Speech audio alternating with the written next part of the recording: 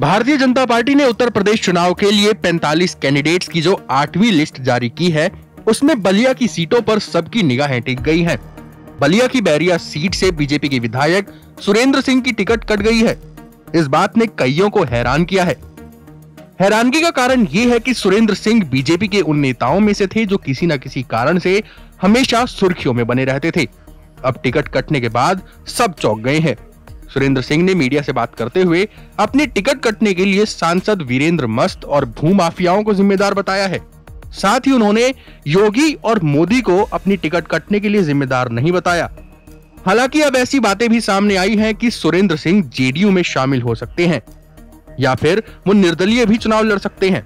बकौल media reports, Surendra Singh अपने सामने बीजेपी को नहीं बल्कि सपा को टक्कर में मान रहे हैं। यानी कि उनका ये मानना है कि अगर वो निर्दलीय भी चुनाव लड़ते हैं तो वो अपने दम पर ही जीतेंगे।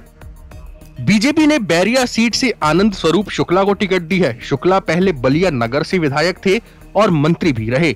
खैर, सुरेंद्र सिंह के कई विवादों के कारण वो सुर्खियों में बने रहे। सबसे बड़ी बात तो यह है कि वो अपने बयानों के कारण सुर्खियों में रहते थे। जैसे एक बार उन्होंने ममता बनर्जी को लंकिनी कह दिया था, ओपी राजभर को भैंसा कह दिया था, अखिलेश यादव को औरंगजेब, ओवैसी को राजनीतिक आतंकवादी कहा था।